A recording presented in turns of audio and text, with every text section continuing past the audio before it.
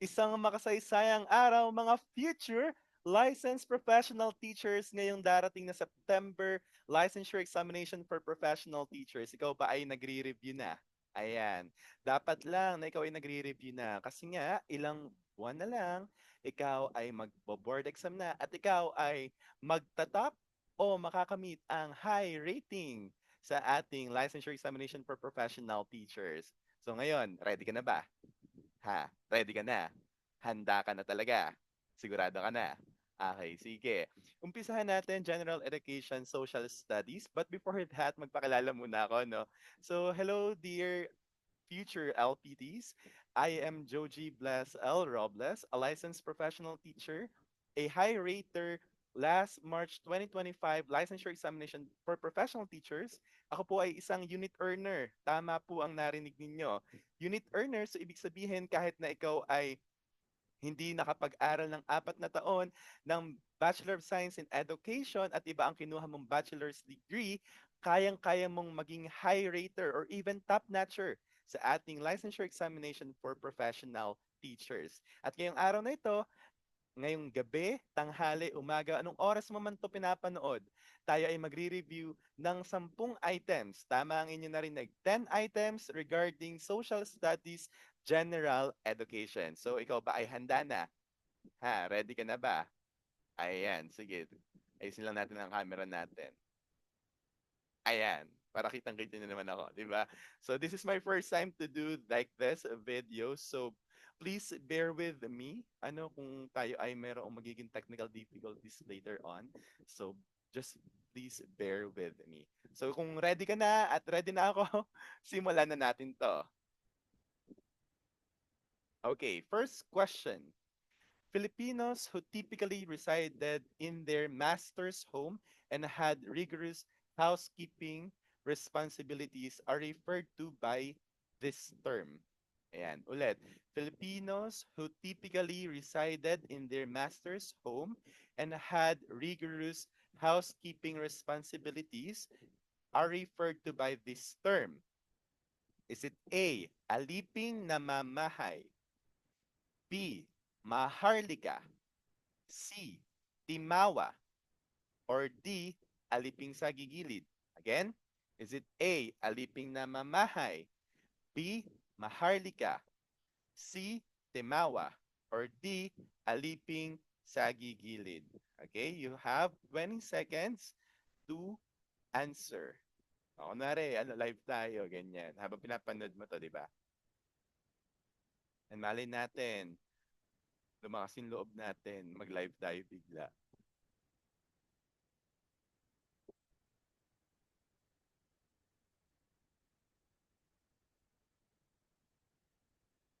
Alright. Anong sagot mo? May sagot ka na ba? Kung meron na, tingnan natin. Ano nga ba ang tamang sagot sa question na ito? At madalas ito mga future LPTs pinagkakamalian ng marami. Dahil marami ang nalilito tungkol dun sa dalawa. Kasi alam naman natin na dapat nating ligwakin or ibig sabihin kailangan nating i-reject as an option ano itong dalawang ito. Ano 'yon? Itong ah, Maharlika, X na 'yan, tsaka itong Timawa. Okay? So mamimili na lang tayo sa dalawa. Is it aliping na mamahay or aliping sa gigilid? So kung ang sagot mo kanina ay Maharlika o Timawa, may chance ka pang magpalit. Sige, bibigyan kita ng 10 seconds. Mamili ka, aliping na mamahay or aliping na sa gigilid?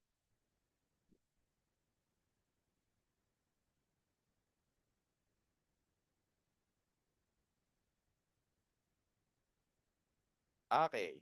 So, kung ang sagot mo ay aliping namamahay, ang sagot mo ay eng. Okay? Bakit? So, sabi kasi dito, Filipinos who typically resided, nakatira daw, sa kanilang master's home. So, kung kayo po ay naniniwala pa rin dun sa parang natutunan natin, nung tayo elementary or high school, na kapag ka sinabi na naninirahan sa loob ng bahay ng kanyang master, ay aliping namamahay, mali po yun. Kasi po, Ang aliping namamahayan po ay nakakaangat-angat na sa dalawang alipin. Okay? So sige, pakita ko muna sa inyo yung next slide natin. Okay. So ito kasing next slide natin, wait lang. Ayan. So ito kasi sabi dito, meron tayong tinatawag na mga noble, freemen, tsaka slaves. So ito yung pinaka ah, social class nung unang panahon. So may tinatawag tayong noble, nandyan yung mga maharlika, yung mga datu, yung mga namumuno ng bawat balangay or barangay. So yan yung mga noble. And then sunod is yung freemen. Ibig sabihin, yan yung timawa. Sila ay hindi alipin, hindi sila maharlika, pero sila yung mga freemen. Ibig sabihin, sila ay namumuhay ng normal.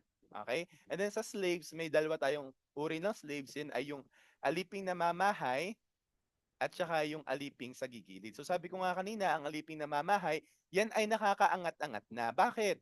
Kasi ang aliping namamahay, no, yan po ay mayroong sariling bahay. So pag sinabi nating aliping namamahay, yan po ay may sariling bahay. Kaya po, hindi po yan ang sagot sa ating katanungan, kundi aliping sagi-gilid. Bakit? Kasi nga, ang aliping sagi-gilid ay nakatira sa paligid ng bahay ng kanyang amo or sa mismong loob ng bahay ng kanyang amo. Kaya po, ang sagot natin sa Filipinos who typically resided in their master's home and had rigorous housekeeping responsibilities are referred to by this term, which is aliping sagi gilid.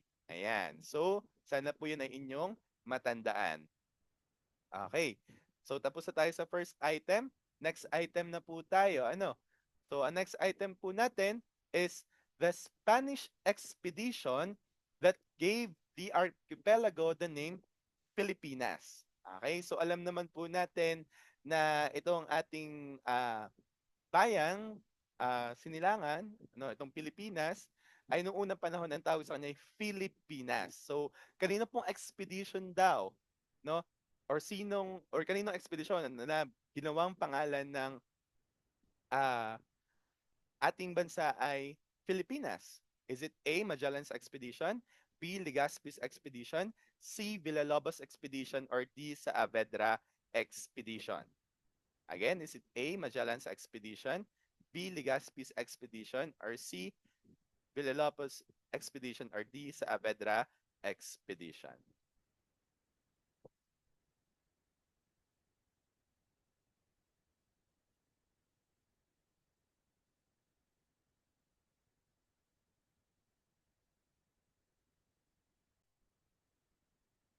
Okay, may sagot ka na ba? Okay, kung ang sagot mo, mga dear LPTs, ay Magellan's Expedition, mali po ito. Okay? So, alin po ang tama? Ang tama po ay Villalobos Expedition. Okay? So, alam po natin that Magellan's Expedition, yan po ang kauna-unahang expedition, no, na ginawa dito sa atin sa Pilipinas. Okay? So, ang tanong dyan lagi ng karamihan ay, bakit si Magellan na isang Portuguese ay naging Spanish expedition? So, if you're going to research about it, alam po natin na siya ay pinundahan ng Espanyol. Kaya po siya ay naging Spanish expedition even though Magellan is a Portugal.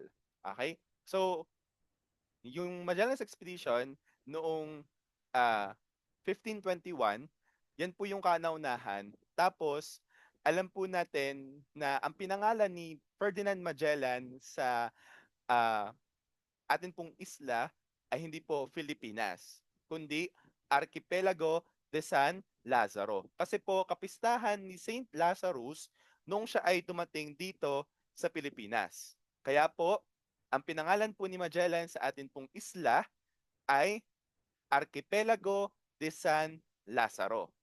Ngayon, sino po nagpangalan sa atin pong isla bilang Pilipinas in honor of the King Philip, di ba? Yan po ay si Villalobos. Okay, proceed po tayo sa ating next item. Alright. So, Next item po natin ay the relocation of Filipino communities to create cabecera town centers was made possible by which Spanish policy? Again, the relocation of Filipino communities to create cabecera town centers was made possible by which Spanish policy? Is it A, encomienda, B, reduksyon, C, falya, or D, polo y servicio? Again, is it A, encomienda, B, reduksyon, C, falya, D, polo y servicio?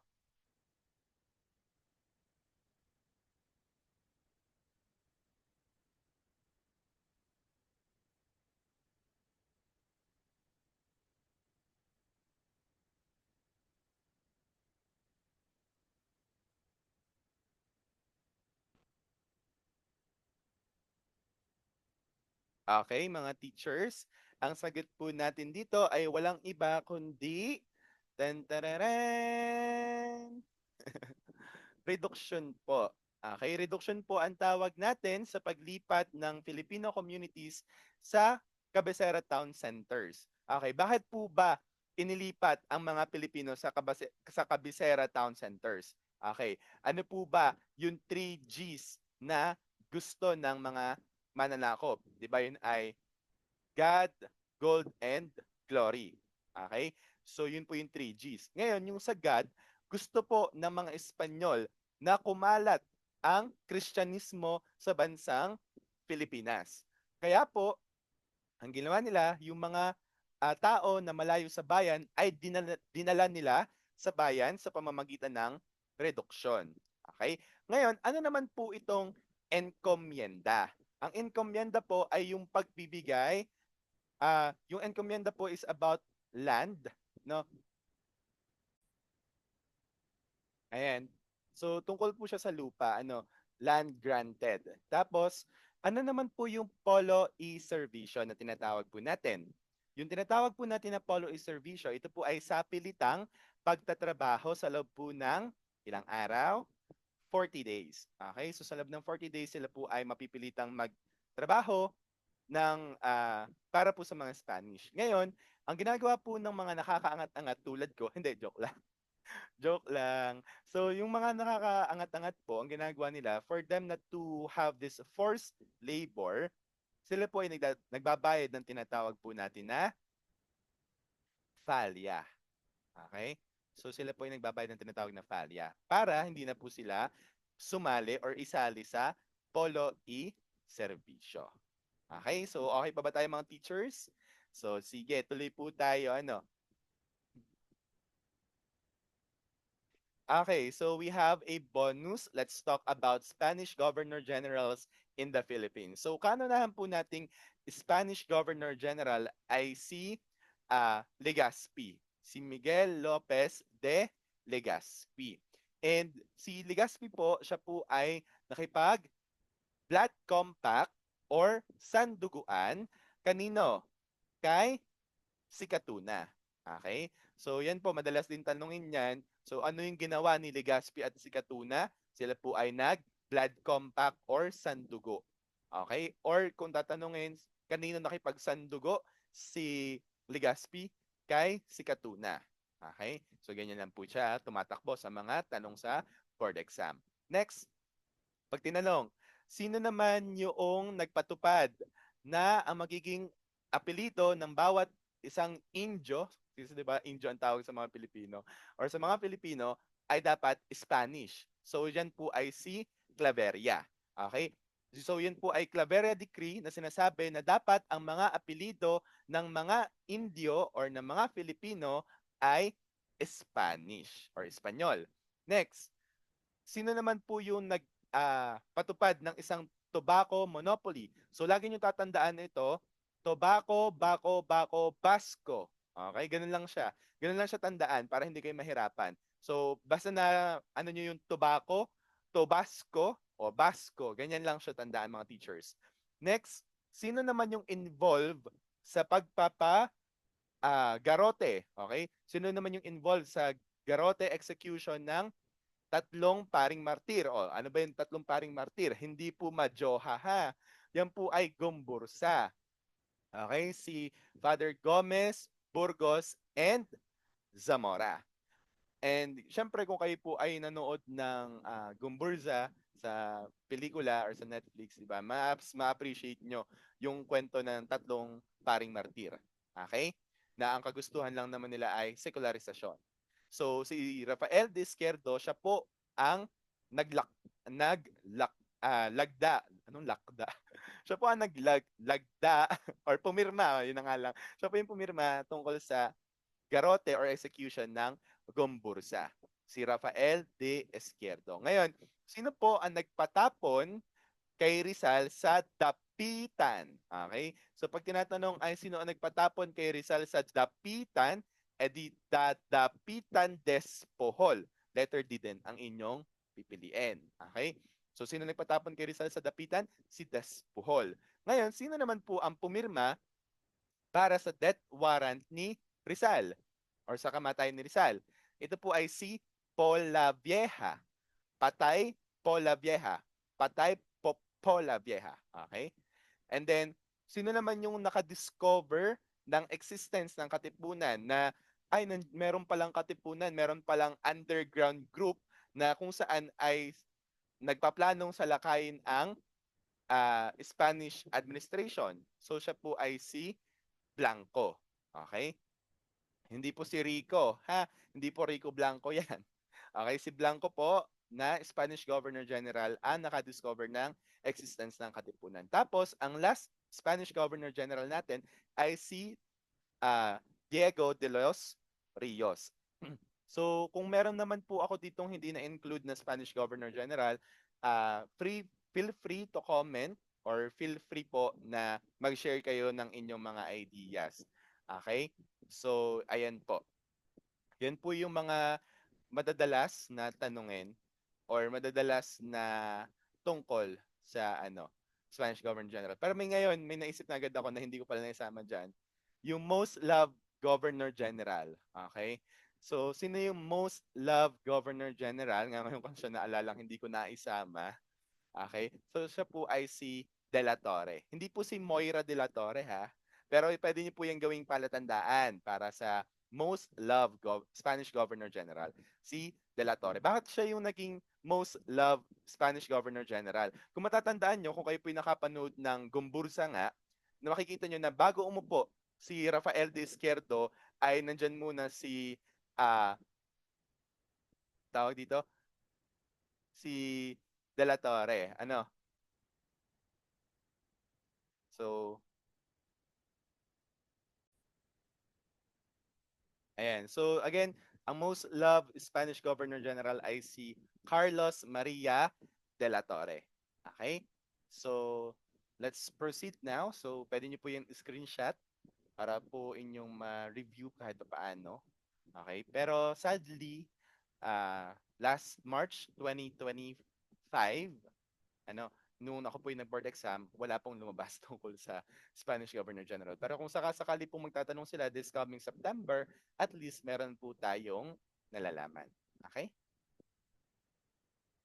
Okay, now, which bill approved by the US Congress in August 1909 established limited or partial free trade in the Philippines, which bill approved by the U.S. Congress in August 1909 established limited or partial free trade in the Philippines. Is it Underwood-Simons Act? Is it Jones Law, Tidings-McDuffie Act, or Payne-Aldrich Act? Again, is it Underwood-Simons Act? Is it Jones Law? Is it Tidings-McDuffie Act? Or is it Payne-Aldrich Act?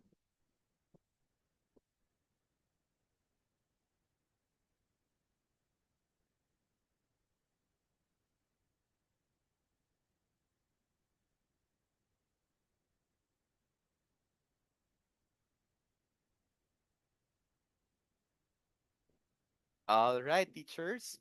May sagot na po ba tayo? Ayan. So, kung ang sagot niyo po ay Payne-Aldrich Act, yan po ang ating tamang sagot. So, bakit ko po highlight yung partial?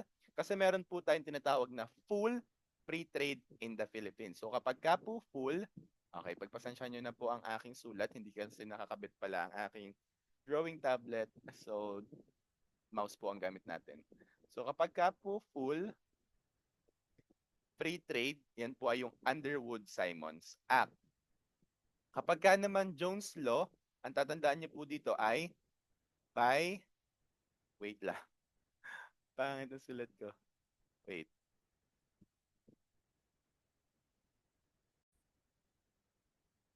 Ayan. So, ano nga ba kapag ka Jones Law? Ayan, kinabit na natin ang aking mahiwagang drawing tablet. So, ang kailangan niyo pong tandaan dito ay yung tinatawag po natin na bicameralism. Okay. Ano po ba kapag ka sinabi natin na bicameralism? So, pangit pa rin pala yung sulat ko. Pagpasensyahan niyo na po. So, pag sinabi po natin bicameralism, yan po yung ang atin pong Congress or ang ating pong legislative department ay nahahati sa dalawa. That's why it is bi. Okay? Kasi kapag ka sinabi namang unicameralism, iisa lang po. Okay? So pag tinawag nating bicameralism, ibig sabihin dalawa po ang ating Congress. Ano po ang dalawang Congress natin? So syempre una po ang Senate, pangalawa po ang House of Representatives. So this is the upper chamber and this is the lower chamber. So, yan po yung ating meron sa bicameralism. At kaya po tayo nagkaroon ng bicameralism because of the Jones Law. Ngayon, ano naman po yung Tidings-McDuffie Act? So, ang Tidings-McDuffie Act naman po ay, yan, Tidings-McDuffie Act paved the way for Philippine independence by establishing a 10-year transition period to Commonwealth status and ultimately independence. So after Jones Law, nagkaroon po ng Tidings-McDuffie Act na kung saan ang US government po ay tutulong pa rin sa Pilipinas hanggang sa tayo po ay makatayo na sa sarili po nating mga paa. From Commonwealth to ultimately independence. Okay? So, proceed po tayo sa atin pong mga susunod na items. Okay, yan. Ito, teachers. Sekreto natin to ha. Ito. Dito ako pinaka-proud sa tanong na ito. Bakit? Kasi, nung time na ako'y nag-board exam, alam nyo na. Okay?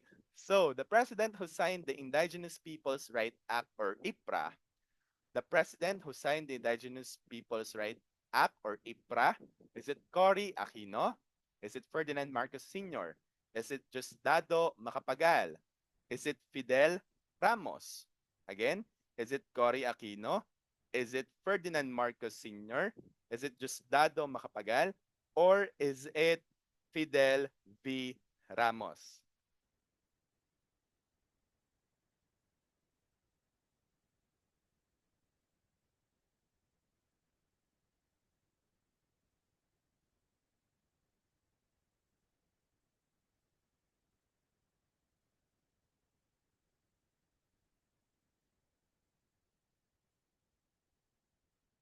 Okay, teachers. Kung may sagot na po kayo at ang sagot niyo po ay Cory Aquino,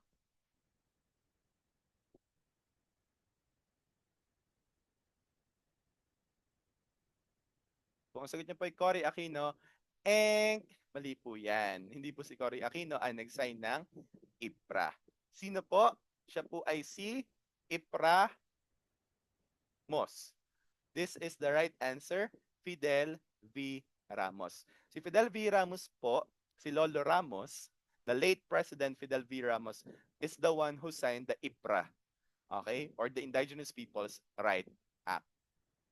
So, ano po ang tungkol kay Cory Aquino? Alam po natin, at dapat alam natin to, especially kung social studies major ka, na ang kauna-unahang babaeng presidente ng Pilipinas ay walang iba kundi si Corazon Cojuangco Aquino or mas kilala bilang Tita Cory. Okay? So Tita Cory po ang ating first Filipina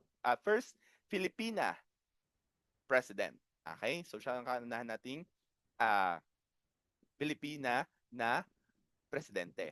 Ngayon po, ano po yung kay Ferdinand Marcos? Alam po natin that September 21, 1972, ipinatupad po ang Proclamation Order number 1081, if I'm not mistaken, or yung tinatawag po natin na martial law. Okay? So siya po ay tinagurian din na Iron Hand or kamay na bakal. So sobrang tindi ng mga naging policies niya and pamamahala niya sa ating bansa. And ito po, isa po itong tanong na tinatanong sa board exam. Sino daw po yung kauna-unahang taga Ilocos region na naging presidente ng Pilipinas? Okay, again, sino daw po yung kauna-unahang presidente ng Pilipinas na taga Ilocos region? Ilocos region ha? Ang sagot po doon ay hindi si Ferdinand Marcos. Alam po ng lahat that Ferdinand Marcos Sr. is from Ilocos Norte. Okay, may taga Ilocos Norte po si Ferdinand Marcos Sr. na kung saan siya ay ikalawang presidente na galing sa Ilocos region. Sino po ang kauna-unahan? Ito po ay walang iba kundi si Quirino. Si Quirino po ang kananahang taga Ilocos region na presidente ng Pilipinas dahil si Quirino, siya po ay taga Ilocos Sur. Okay? So alam ko kasi Ferdinand Marcos Sr. is from Batac, Ilocos Norte dahil taga dun yung aking friend. Kaya yung kananahang presidente na taga Ilocos region ay si Elpidio Quirino na siya ay taga Ilocos Sur. Okay, ngayon, bakit ko sinama dito si Diosdado Macapagal? Meron din po siyang important na role na ginanap or ginawa. At ito po yung isa sa mga previously asked question sa atin pong board examination. Ano po yun? Matatandaan po natin na bago po tayo ipinagbenta ng Espanyol sa Amerika, nagkaroon po tayo ng Independence Day. Okay? Ang Independence Day po natin nung iwinagayway ni Emilio Aguinaldo sa Kawit, Cavite, ang bandila ng Pilipinas, yun po ay June 12. Okay, hindi ko na lang tanda yung year, pero it was June 12. So, nung tayo po ay nasakop ng Amerikano, nung dumating po yung pagkakataon na tayo ay lumaya sa mga Amerikano, ang naging Independence Day po natin ay July 4. O yung tinatawag po natin na 4th of July. Ngayon, from that moment in time, ang sinusunod po na Independence Day ng mga Pilipino ay hindi na po yung June 12, kundi yung 4th of July. Ngayon, si dating Pangulong Diosdado Macapagal, hindi po Arroyo. Siya po ang tatay ni GMA, ni Gloria Macapagal Arroyo. Ano? So, ito po, si Diosdado Macapagal, sabi po niya ay dapat ibalik sa pagkakakilanlan ng mga Pilipino na ang ating Independence Day ay yung Hunyo 12 na kung saan ito ay isang tagpo sa ating kasaysayan na yun nga po iwinagayway ni Emilio Aguinaldo ang bandila ng Pilipinas sa Kawit, Cavite sa gisag na tayo po ay lumaya na sa 300 years na pananakop ng Espanyol. So doon po nagmula na from June 12 naging July 4, tapos ngayon June 12 na ulit ang ating Independence Day. So siya po yung pinakakilala na nakipaglaban, hindi man nakipaglaban, pero nagsulong no na maging June 12 na ulit ang ating Independence Day. So yun lang naman po. Baka po matanong sa board exam kung sino ang kung bakit June 12 na ulit or sino ang nagsulong na gawing June 12 ulit ang ating Independence Day at hindi gawing July 4 or 4th of July, yun po ay si Diosdado Macapagal. Hindi ko alam kung last item na ba to, hindi ko nabibilang kung ilang nakakilang items na tayo, pero ito po yung isa sa mga question po natin dito sa ating 10 items. And ang tanong po natin is, what was the set of moral guidelines that Apolinario Mabini wrote and used to direct the revolutionary movement? Okay? So again, what was the set of moral guidelines that Apolinario Mabini wrote and used to direct the revolutionary movement? Is it A, La Cartilla? Is it B, El Verdadero Decalogo? Is it C, ang Himagsikan? Or D, Pag-ibig sa Tinubuang Lupa? Again, is it A, La Cartilla, B, El Verdadero Decalogo, C, ang himagsikan, or D, ang pag-ibig sa tinubuang lupa?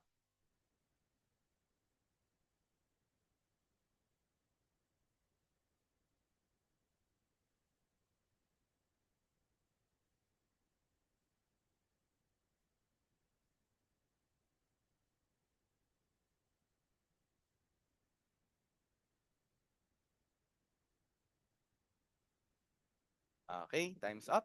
So, ang sagot po natin dito ay letter B, El Verdadero Decalogo. Ako po, nung high school, ako po'y taga Lipa.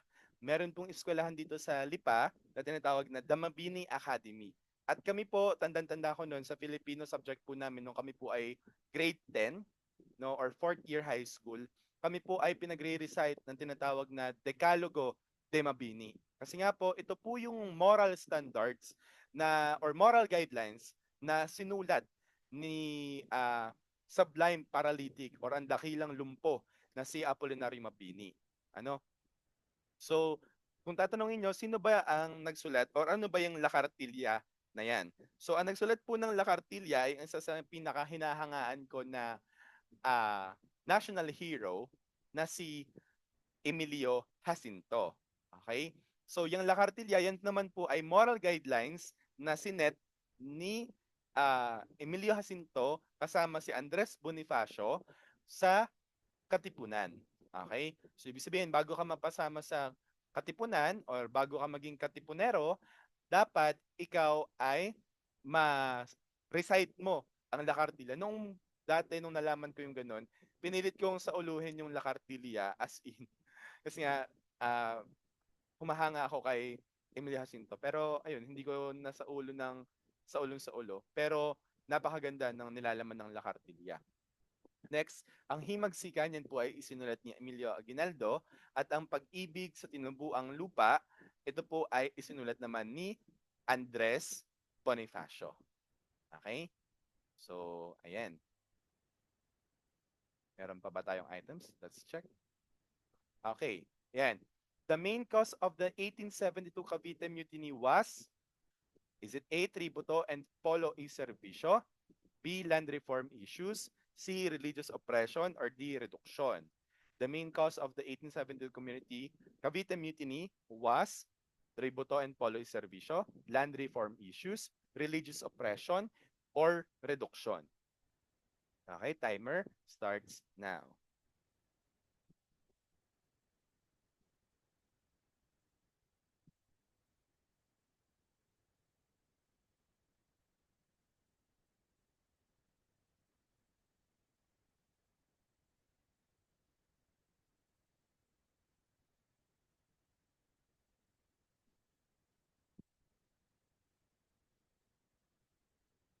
Alright, time's up. So, ang sagot po natin dito, bakit po ba nagkaroon ng 1872 Cavite Mutiny? So, konting kwento lang no about 1872 Cavite Mutiny. Ito po ay pinamunuan ng mga sundalo. Okay? Ito po ay pinamunuan ng mga sundalo. Ang namuno po dito ay si Sergeant Lamadrid. Okay? So, ito po ay lulusubin nila yung artillery sa Cavite at magkakaroon po sila ng backup coming from the Fort Santiago, yung mga sundalo po doon, pero hindi po nangyari. Tapos, ang pinaka pinag-usapan nila, ang magiging hudyat nila na mayroon na silang backup ay isang kanyon. May puputok na kanyon.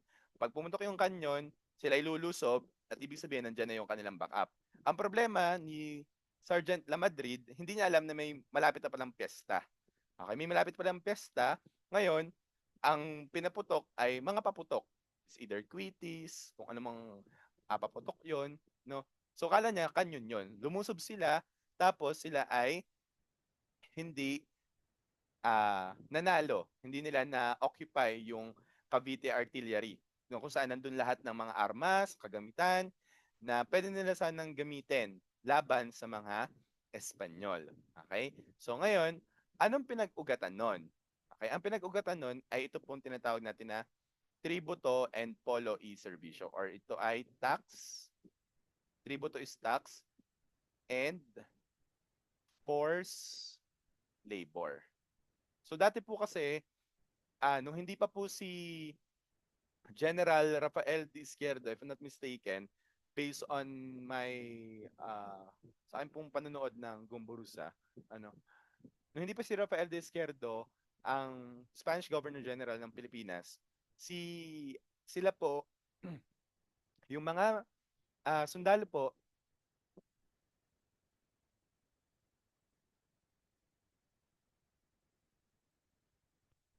sorry. So yung mga sundalo po, sila po ay ah, hindi kasama sa Polo y Servicio.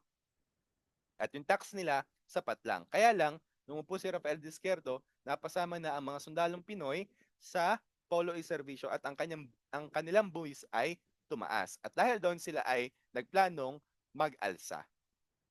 Okay, yun nga po yung tinatawag na 1872 Cavite Mutiny. At ang isa pa po natin matatandaan dito, dito po, okay, dito nag-umpisa din na sinasabing ang Gumbursa daw o ang tatlong paring martir ang mastermind sa likod ng Cavite Mutiny. Okay? Kasi merong tawag dito, may nagsumbong. Okay? May nagtraidor. Alam niyo naman sa history, kahit hanggang sa ngayon, Pilipino ang tumatraidor sa kapwa Pilipino. Okay? Kaya, yun.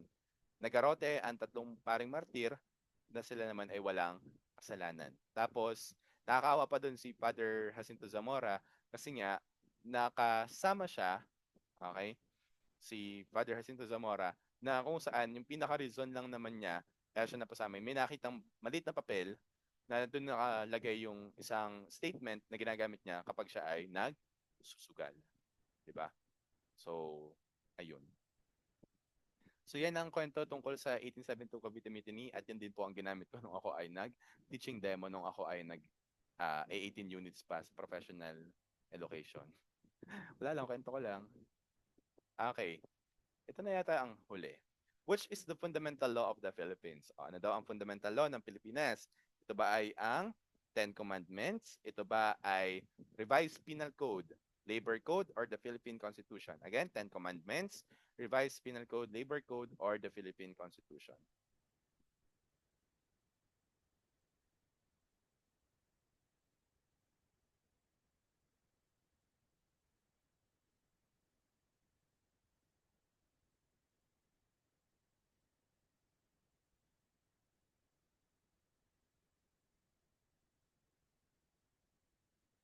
Okay, time's up.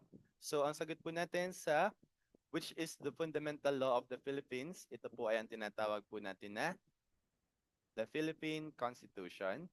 So marami po tayong naging Philippine Constitution, hindi ko pa po nadi-discuss 'yan, no. So ang pinaka-recent is the 1987 Constitution, okay? Nung nag-board exam naman ako, wala naman tinanong regarding Philippine Constitution, pero maganda rin po as a social studies major and even sa Gen Ed ng Social Studies, tayo po ay nakakapag-aral ng history ng ating Philippine Constitution. Okay? So, fundamental law and highest law of the land or highest law here in the Philippines is the Philippine Constitution. Kaya nga po kapag may mga batas na ipinapasa, dapat siya ay hindi labag sa saligang batas. Kasi kung siya ay labag sa saligang batas or sa Philippine Constitution, hindi po siya magiging isang ganap na batas. Or magiging unconstitutional yung batas na iyon. At siya ay mapapawalang visa. Dahil mas mataas na batas sa Pilipinas ay ang ating saligang batas or constitution. May gusto lang po akong banggitin regarding sa labor code. So, ang father of labor code ay yung tatay po ni Coco Pimentel na si, not sure pa kung tatay or lolo. Pero ang alam ko is tatay, si Aquilino Pimentel or si Nene Pimentel. Nakasama ni, no, ano ba? Ninoy. Nakasama ni Ninoy Aquino na bilanggo. Naging political prisoner nung time ng Marcos martial law. Okay? Kasi isa din siya sa mga nambabatikas kay Marcos ng mga panahon na yun. So, si Aquilino Pimentel, ang father ng labor code. Ayan, meron pa pala. Ito yata yung pinaka-last. Sure na. Ay, ito nga yung last. Okay. Who does not belong to the triumvirate of the Filipino propagandists? Sino daw ang hindi kasama sa mga Filipino propagandists? Is it Jose P. Rizal, Andres Bonifacio, Graciano Lopez Haina, or Marcelo del Pilar?